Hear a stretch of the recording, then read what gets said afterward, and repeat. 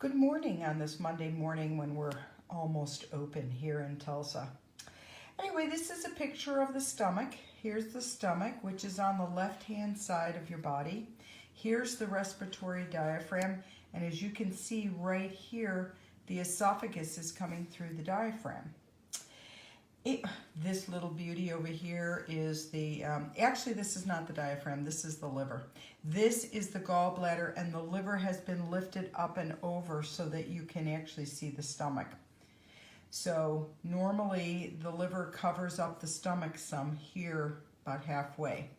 This is the spleen over here just next to the stomach, to also tucked inside this respiratory diaphragm that the respiratory diaphragm that would be kind of like the roof over all of this. Here on the bottom of the stomach is the omentum. This is the omentum, or the greater omentum, which I talked about the other day as a curtain of fat, and we need it, and it hangs from the stomach and covers all of the other organs. This is the way out of the stomach that leads into, here is the beginning of the small intestines.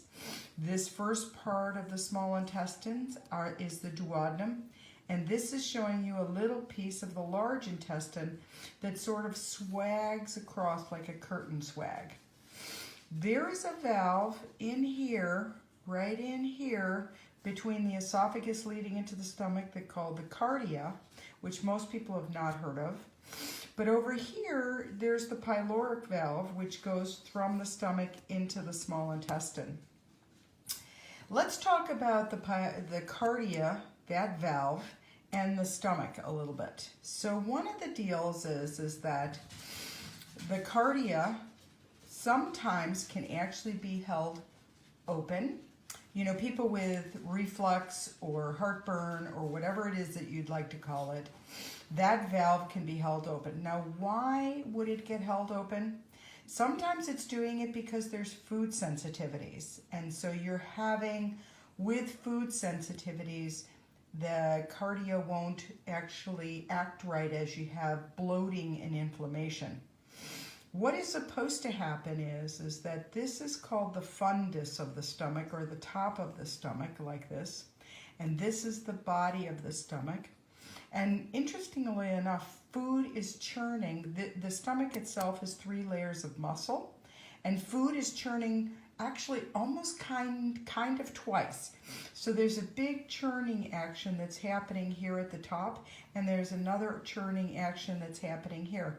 Food is really supposed to be broken down by both the mouth and the stomach before it ever hits the small intestine.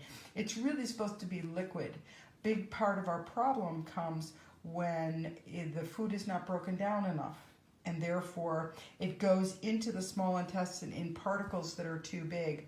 That's one of the reasons why we can get leaky gut. Other is if you can get those particles going if you drink while you eat. If you drink water or whatever while you eat, it will not help, it will flush the food through before the churning is done. So another thing that can happen is that you can have where both the hiatal hernia, where both the esophagus and the stomach get pulled up and through the respiratory diaphragm. Now there's different kinds of hiatal hernias. There's not just one, but we'll just suffice it to say that that's what actually happens. So the stomach really needs to be working. And one of the other things is that you need the correct amount of hydrochloric acid. You know, there's acids in the stomach. It's the most acidic place. And that acid is needed to break down the food. If you don't have enough acid, what can happen is that the food doesn't get broken down, and you can get some of it going back up, giving you some kind of heartburn or reflux. The medical establishment's help for that is for you to actually take an acid suppressor.